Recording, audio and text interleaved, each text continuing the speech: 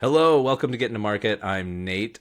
This is a podcast for where your job is real, but your role is negotiable. And that is especially true for the topic we're talking about today, which I am fortunate enough to talk about with our guest, Steve Thompson. He is a senior director of product marketing at Insight Software, which is very cool news to hear that you got a well-earned promotion. And I don't know how many people on the podcast know this, but I believe I am somewhat responsible for the amount of fun you have on a daily basis because you you kind of took over my role after I left Insight, and so you're kind of doing double the work, which is double the fun, is it not, Double the Steve? fun. Double the Definitely fun, double the fun. maybe four Yes. times the fun. Is it like exponential?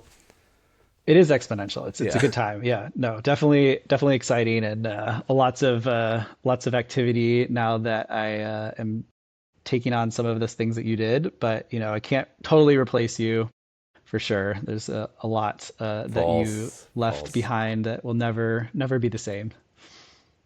So you are, obviously a leader in product marketing function at your organization. But talk a little bit about how you got there and sort of what your role has been, or sort of how you've progressed. Yeah, for sure. I guess a little bit of how I got here has to do with our topic today about acquisition. So I was a senior PMM at a company and was part of an acquisition that Insight Software did and moved up to senior director after a few years here and there in different roles. Moved up to a director level role and then senior director for product marketing at Insight Software, covering various products that that company has under its portfolio. So definitely a good opportunity that I was able to be fortunate enough to be a part of. But before that, I was kind of more of like a marketing generalist role for a while. I did like corporate communications here and there, PR, graphic design now and then, just whatever I Wow. could do to Yeah. like be a marketer. Yeah. And then even before that, I was a reporter for a while. So started my career in journalism out of college and reporting on business news in DFW, Texas. So that was really fun. Maybe can I say this, least favorite airport. Yes, it's not the best. Uh, it's nice because you can get anywhere fast from there, but the airport itself is pretty old. One of the things that John and I have talked about on the podcast is, and it doesn't apply so much to him on the product management side, but I feel like for marketing in particular, it is the professional career that you can land in and make money if you are a liberal arts or humanities major. And so, Mm-hmm. was that part of why you went from journalism to marketing, was for compensation? Yeah, definitely part of it for sure. I out of college was a reporter and making very little money. I got to do some really cool things, Mm, interview interesting people in Dallas, but yeah, no, definitely needed a more lucrative, I guess, in some ways, career. I think marketing also can be like a little bit not that sometimes, depending on what part mm-hmm, of marketing you go mm-hmm. into. Yeah.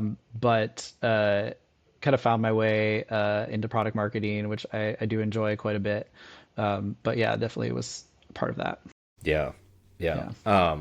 So the I topic of today's episode, which sounds like it maybe played a role in you getting into product marketing, is acquisitions, and we can touch a little bit too on reorgs because there's a little element of that to acquisitions, and Yeah. obviously it doesn't have to be tied to it. But was that what got you into product marketing? Was tied to an acquisition, or it was unrelated? You just kind of worked your way into a product marketing role. It was kind of unrelated. I had been getting my MBA part time while working full time Oh. and knew that I wanted to go into product marketing. So I kind of positioned myself into a role in product marketing at a company that I was working at.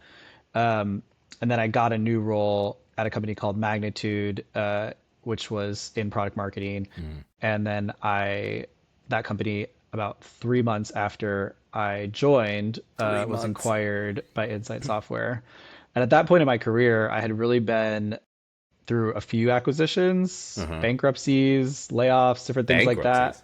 Bankruptcies. Yeah, all kinds of stuff. We can definitely get into that. But So at that point in my career, I'd been through a lot. And so when this happened, like 3 months after I had just joined this new company, I was like, oh, wow, this is going to be interesting. Like, I don't know. I mean, like I was preparing for like, all right, get the resume out, Yeah.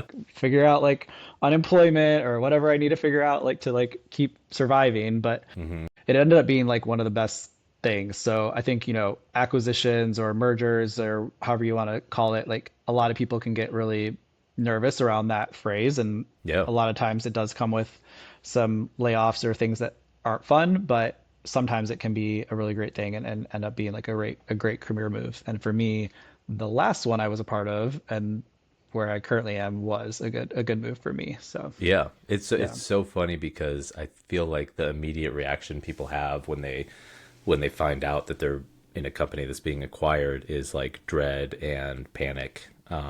But there's a lot of people, and I don't want to gloss over the fact that there's usually some attrition from Yeah. folks that aren't are able to find a new role. But there's a lot of folks that are able to kind of find a home at the new org and do really great things. So yeah, we'll definitely get into that as well. So to set the baseline, I know I've been at two companies that have been acquired. I've been at a company that was just like a year or so out from a very large acquisition. And then, we've both been at Insight, which was a pretty acquisitive company for a while. How many have you been through? Three acquisitions, Three. Wow. and one bankruptcy. That was fun. So What yeah, that was what, yeah, super. let's talk through So the that. bankruptcy. So after I was a reporter, I actually Yeah. went into corporate comms for a little known company called Radio Shack. If anyone is an elder millennial out there or a Yeah. Gen Xer, I guess. So yeah, that company was going through hard times when I joined, and they were trying to turn it around.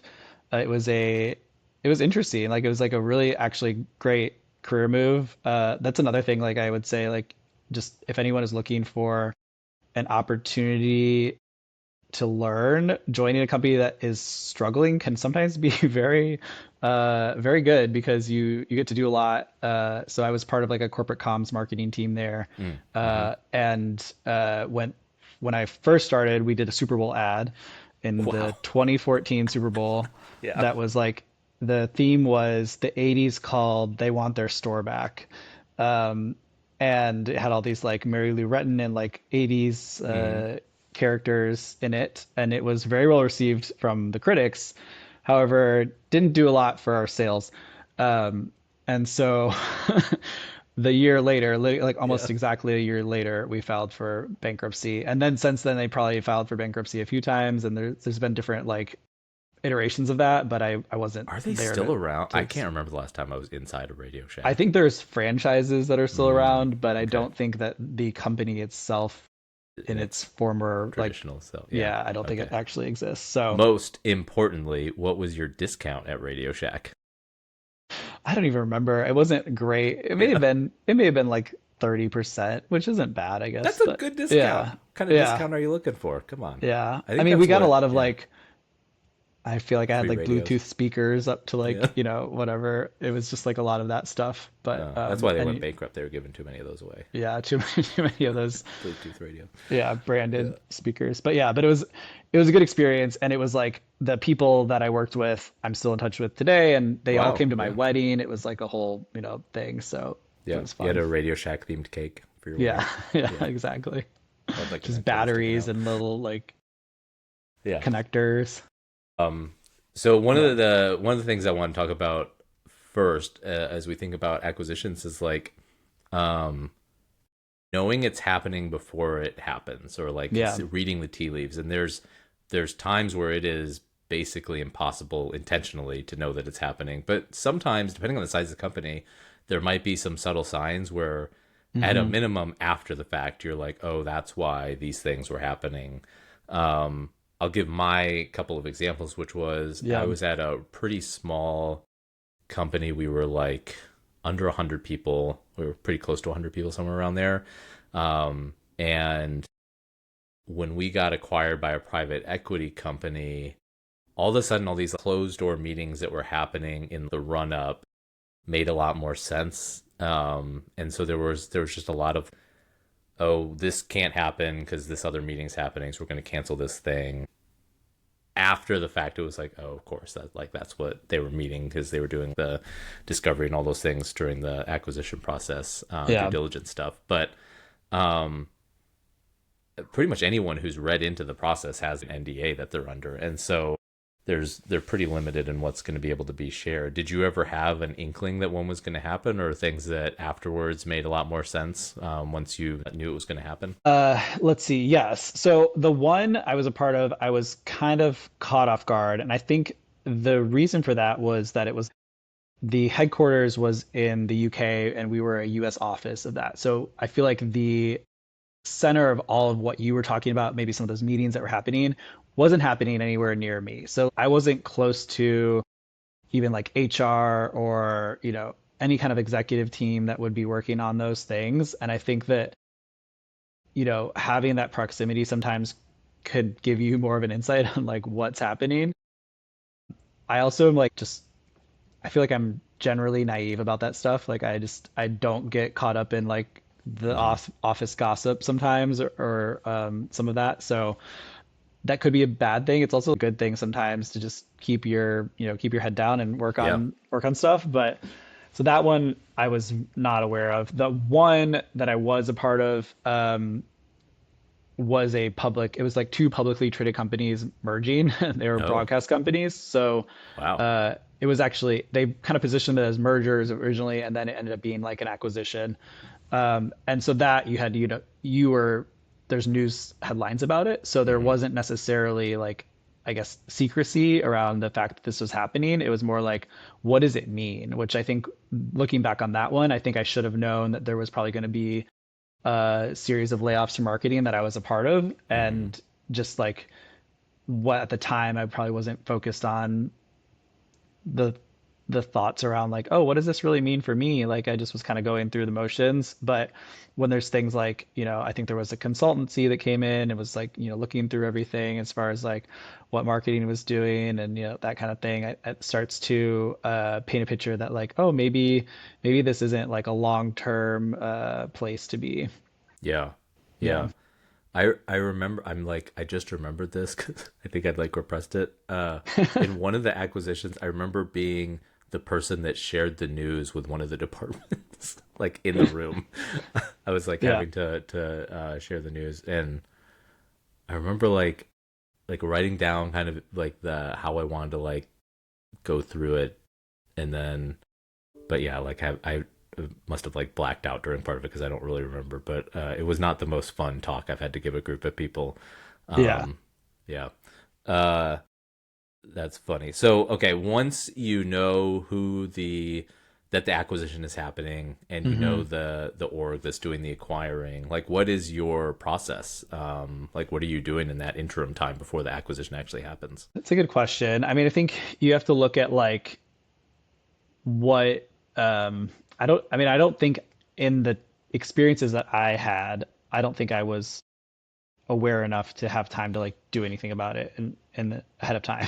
Yeah. So there wasn't a lot of like pre-work happening. I think as if you find out about it and then you start to think about like, okay, do I have a future here or do I need to find something else? And that's when I think you start to think about, okay, are you part of a marketing team or product marketing team that is specific to an area of the business, or are you a part of like a corporate marketing team? So like a lot of companies that merge might have various divisions that they're a part of, and they might not need either that division's marketing team or they might not need product marketing at a corporate level. They might just need like the marketing, corporate marketing, like brand marketing team.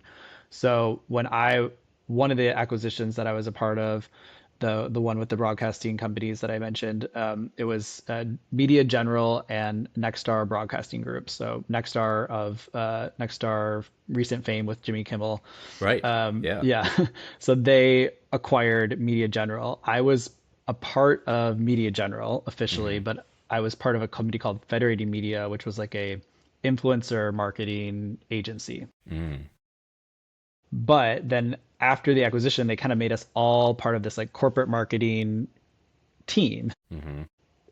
right during the acquisition, you kind of knew like, okay, they don't want to focus on this entity that they had. They're trying to use us as a larger marketing team for the corporation. And so there was a while there where I thought like, okay, this might be a good thing. Like we're actually like getting more exposure. We're working with the executive team on like a rebrand and things like that.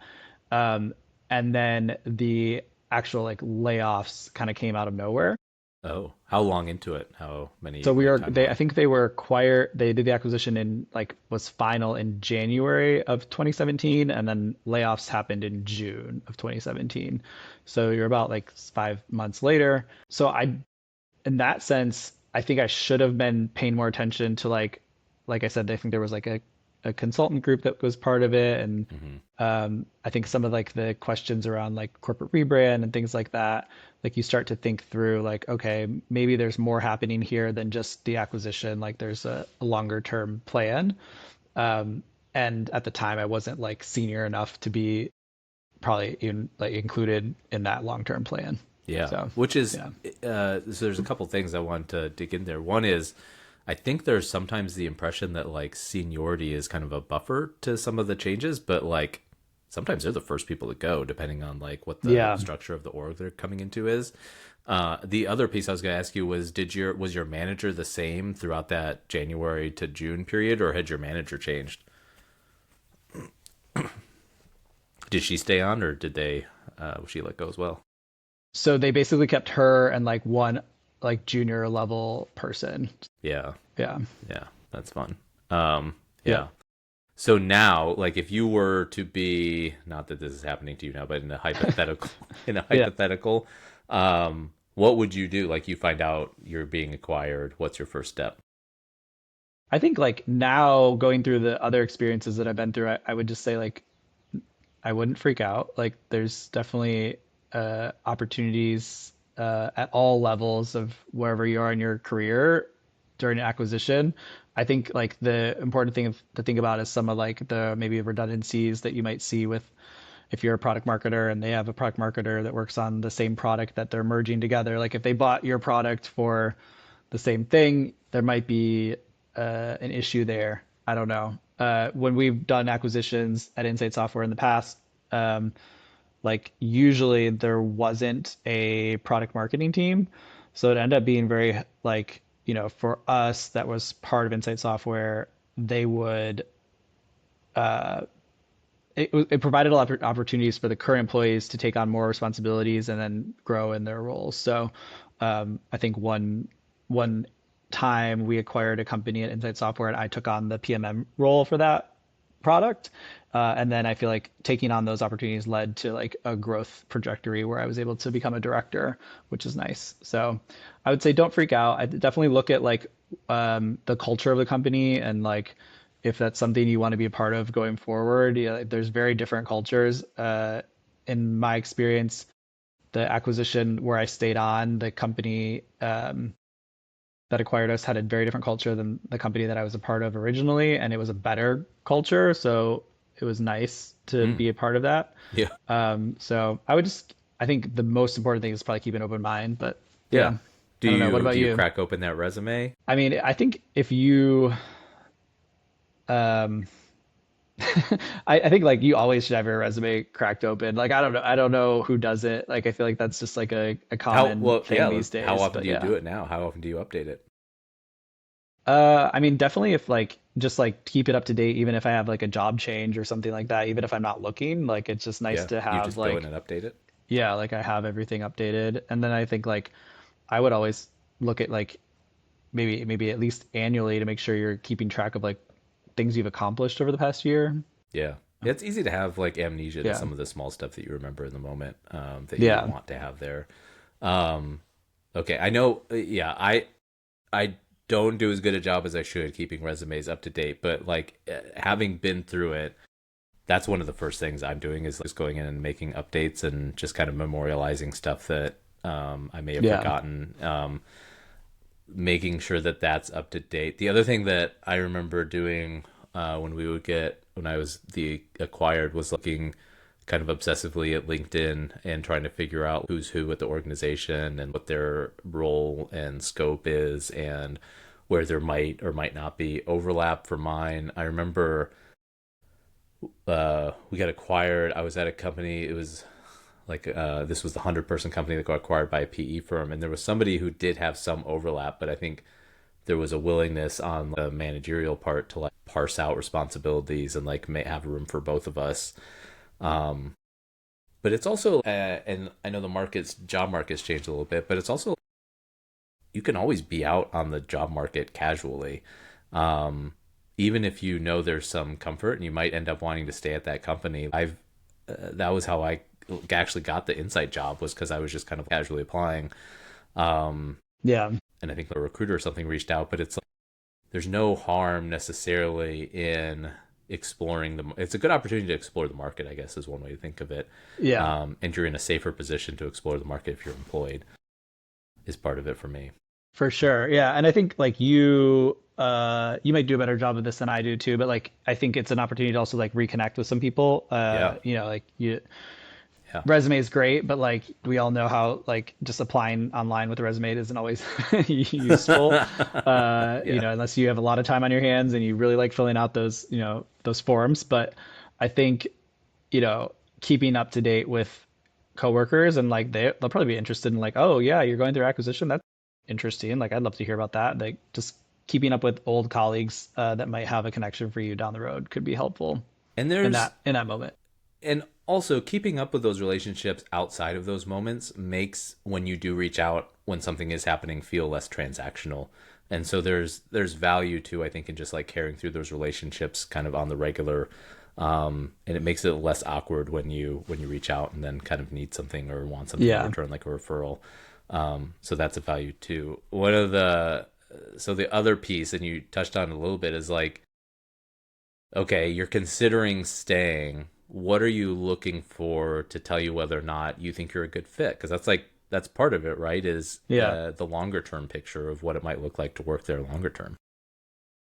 Yeah, I mean, I think it always comes down to your manager sometimes too. Like Yeah, I just feel like that helps a lot. Like if you have a good manager that can make you want to stick around at a new place that maybe you're new to and they're not. If like, you got acquired, that's what happened to me is like I had a new manager pretty much when we got acquired and um it was good. Like they're very great manager and the reason why I've stuck around where I am as long as I have now. So like, that makes a big difference. So I think that's one thing.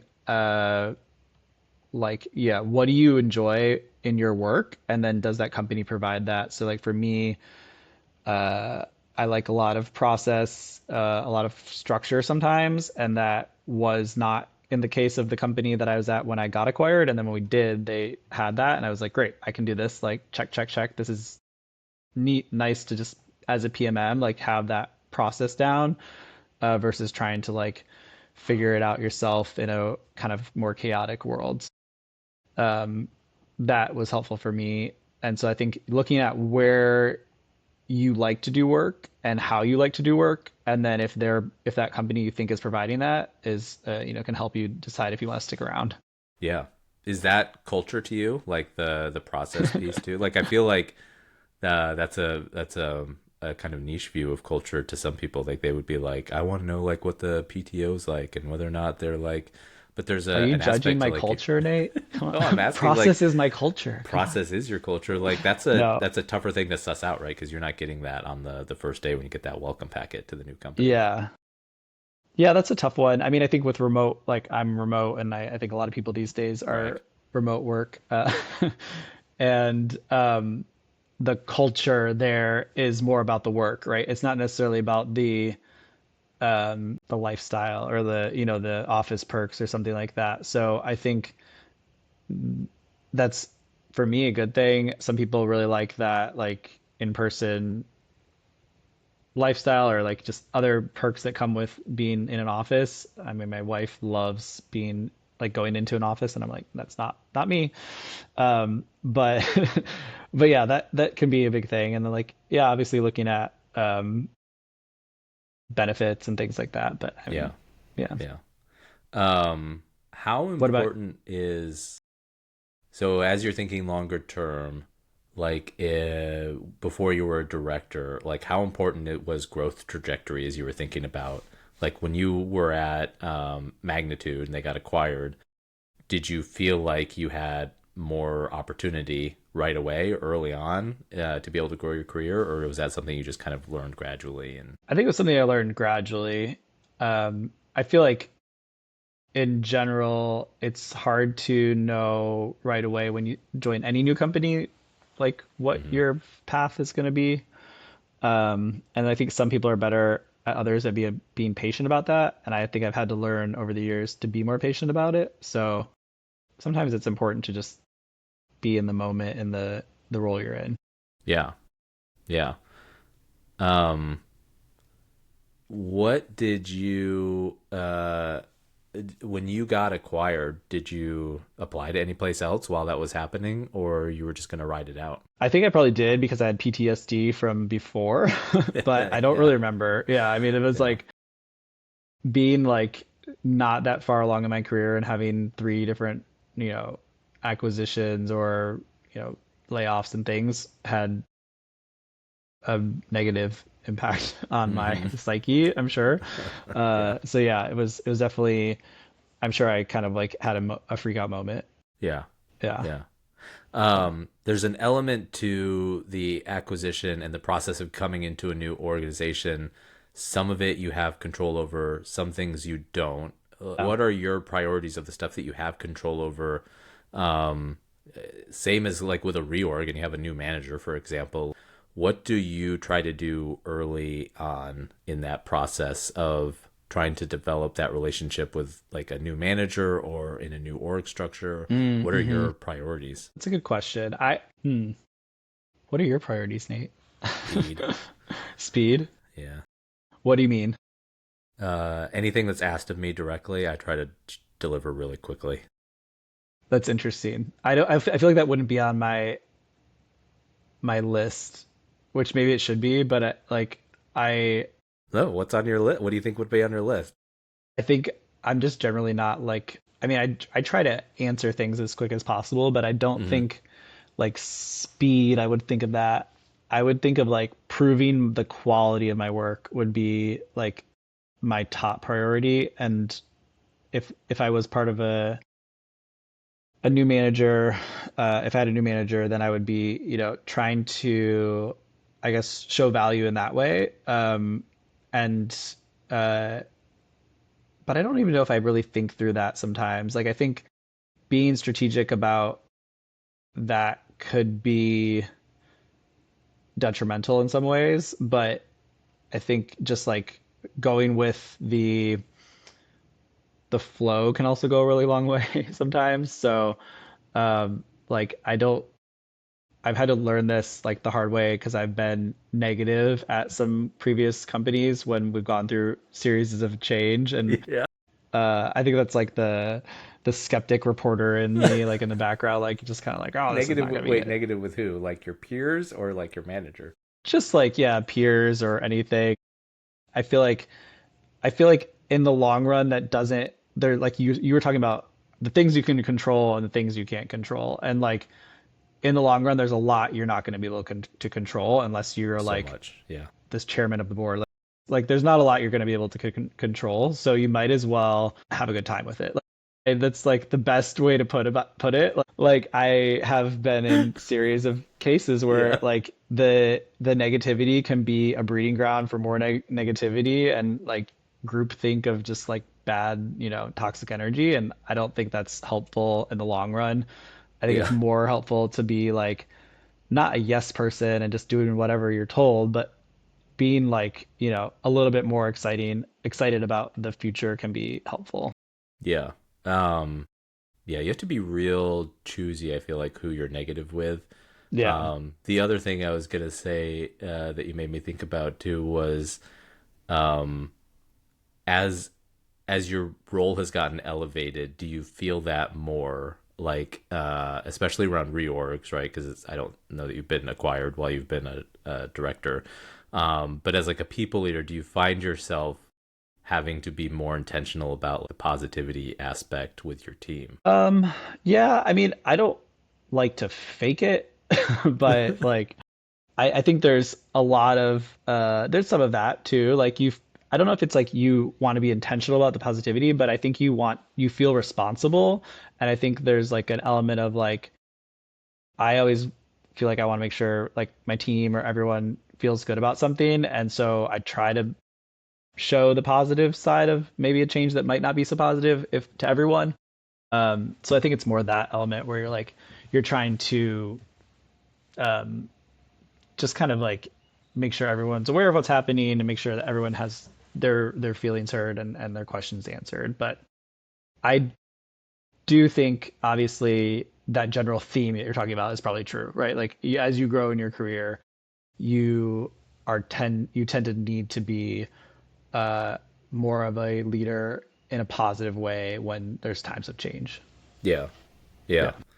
Yeah. Um, One of the things that I remember when I was at Red Hat for a while, and Red Hat had just the year or a year and a half before been acquired by IBM. And so there was still Mhm. a lot of culture shock internally, and maybe some of the shock had subsided, but people were still very anxious about changes they anticipated to come, whether or not they would just interpret everything as like, oh, this means that this will happen, and then it'll mean that this happens, and then all our culture is going to be gone. Um, One of the things that's can be kind of a challenge is if you're on the acquiring side of both not being overly reassuring with folks who are being acquired, because truthfully you might not know from HR like what the plan is for that person, Yeah. and you could Yeah. potentially provide them something that you can't actually provide. But the other thing too is it's really hard to know, because some of those decisions aren't always made early either, No. Yeah. and how they think they might want to map folks organizationally may work, it may not work, or they may end up finding new areas to apply people for new roles and that sort of thing. And so there's just so much uncertainty that goes along with it that providing false assurances can do more harm than good. And also, unless you're really working closely with HR, you probably just don't know what the future holds for certain people. Yeah. Yeah. Yeah. I feel like 9 times out of 10, or maybe like 50% of the time, the HR decisions at the time of the acquisition are not fully figured out, right? So like, yeah, you have a really good point there. Like, don't don't promise anything if you're on the one side, and then like also don't freak out if you're part of the acquisition side. So yeah, the only I had one scenario that was interesting when I worked for a company. It was a UK based company that did FX payments, like international payments, and um, they were acquired by a Chinese company called Ant Financial. And at the time, it was during Trump's first presidency, and there was a lot of like hesitation about uh, foreign companies, or mainly like Chinese companies, acquiring U.S. based companies, and that he was going to make them go through a lot of hoops to have that happen. And so that it was just like, oh, it's just easier just to close down the U.S. part of this company and just focus on the UK and like other parts of the business. So they closed our US office. They took half of us into one room and half of us in the other room. And they said, okay, this half is like your last day is basically today, or like Uh-huh. maybe Friday, or like whatever, like you get severance, but like this is the end of the road. And then the other Hmm. half was like, well, you guys are part of like the wind down team, like you're gonna help us like wind stuff down. And I was part of that Hmm. team, which I don't really know why. I was like a content marketer, like, Yeah. what was I gonna do that Wind was gonna down be that content. helpful? Yeah. Yeah. um I think it was literally just a matter of like, who did HR like? Yeah. Like, let's be out. Like, it seemed that way. Like, in some ways, to me, maybe I'm totally off, and like someone Yeah. can message me about that later. But it was a weird experience because it was like my boss at the time wasn't part of that wind down team, and he was like, kind of like, this is weird. Um, so it did feel like it's like, sometimes it is kind of just like HR figuring out stuff, on their own. I would But love for that HR person to message you after this and just be like, Steve, I did not like you. she's like, It was a "You were actually mathematical really annoying. I decision. was just hoping you'd sit there miserable for another month, Did sit at you your use desk." the wind down period to land another job, or it didn't happen that quickly? Can't remember. It sounds bad. It's happened to you so many times. You just Yeah. can't. Yeah. I think I did. I think that's yeah, I think I did find a another job quickly after that. Great. Yeah. I think I did like during the time, yeah. Yeah. Um, Well, oh, actually no, I remember I went to work for the boss that left. So he found another oh, job and then he hired me. Yeah. oh, well, Yeah. look at that. So See, yeah, all that worked worked out out. for you. Yeah. Um, well, this has been great. You and I have not caught up visually. Like we text some, but I haven't caught up with you in sort Yeah. of whatever No, it virtually is. It's since good. I left several months ago. So it was good to catch up. We You end have to come the back. yeah, I boomerang back. Double We end boomerang. double boomerang. Yeah, why not? We end each episode with lessons learned. Yeah. Um, I won't make you go first. I'll let you think on yours. But mine is we use Slack at my current organization. I've used Slack previously multiple times at other organizations, but have also used Google Chat and Teams. I think Slack has fallen behind, and I'm going to say the same thing about Zoom because now using Zoom is kind of a pain. Two of like the big legacy category owners, like I don't think they are the category leader anymore, at least in terms of usability. Um, my example for Slack is so in Teams, if you want to respond to somebody, you can respond by just like quoting their message and then it puts your text beneath it. In Slack, it just nests your comment in a reply tied to that original thread unless you specify it also goes to like the general chat or the channel. Mm-hmm. And what's really annoying is if you're in a channel and it's an older chat and somebody's like, "Oh, hey, can we follow up on this?" It stays at that original date. And so you can't find that again unless you go through like the activity or unless they post it to the main part, like which is Yeah. just stupid. Like makes no sense to have it that way. And then for Zoom, you can't exit a call unless you click leave twice, basically, which is also just like super annoying for no reason.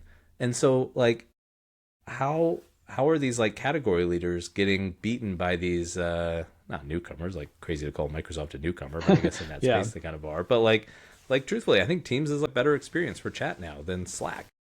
Yeah. I haven't been on Slack in years, but what you're saying is exactly what I remember, especially the part about being nested up with the Yeah, other date. And you're like, or like you get a notification and be like, hey, we can catch up on this. And then you go to the chat and like you can't find where that can't find it. is. Yeah. Yeah, I never remember that. I think Teams has done a good job of like, and Microsoft in general is like, obviously if you are a larger corporation using Office 365, it's like just nice to have everything Easy. connected. Yeah. So, I mean, not that like it's the most fun thing to work on to be, but it makes it a little easier for sure. Yeah. I mean, there's weird Yeah. stuff on Teams too. Like there's a second calendar, like you have a calendar in Teams and in But Outlook, and yeah, they both go to the same thing. Like why? yeah, So that yeah, is the worst none of the them are worst thing perfect. for sure. But Or like I yeah, feel like sometimes you make an Outlook invite and it does put the Teams link in there and sometimes it doesn't and then you get yeah, to the meeting and you're like, "Oh, I didn't put a Teams link in. Gotta got to add gotta that add Teams that link. in." Yeah, that's Yeah. crazy. Yeah, what's your? You have a lesson learned? I feel like I should have made my lesson learned about like a product because that's what this whole thing is about, this podcast. But but my lesson learned is I have a 8-year-old son, as you know, and he is really into science and he just has like these random facts sometimes. And it makes me think about like how much of my work today has nothing to do with things that people learn in school, Yeah, especially elementary school, but they're learning some really good stuff. It's going to be very important for yeah. him because he's going to be in science and he's going to make a lot more money than me. But he was talking about Laminaire's flow, which I don't think I ever really knew what that was. At eight? Um, yeah. And so the for those who don't know that are listening, I'll try to visualize it for anyone watching. But the water when it's flowing at a speed in which it looks like it's not moving at all. So it'll be like if you run your faucet just enough that it looks clear instead of like Mm-hmm. like a normal faucet, then Mm-hmm. the water looks like it's still, but it's what's called Laminier's flow. So that was my fun fact. He taught me that recently, and I either blocked it out of my elementary school education or I never learned it. Was So that a episode of Magic School Bus? I just don't remember because yeah, that's crazy for I like don't an know. 8 year He's old. all about the Mark Rober life. So that guy, he's like he's on like Dude Perfect sometimes and stuff like that. But he likes watching that stuff, which is cool. That is Yeah, crazy. Yes, he for sure sounds like he will be smarter than both of us at our ages now. yeah. I That's hope so. reassuring. Yeah, Thank you for joining, Steve. You've been great. It's been a yeah, lot of fun catching up with you. You can find more about the podcast at productischange.com. New episodes coming out every Tuesday. Thanks for coming on, Steve. It was good catching up. yeah. This is great. Thanks, Nate. Yeah. Thanks, Steve. Bye. Cool.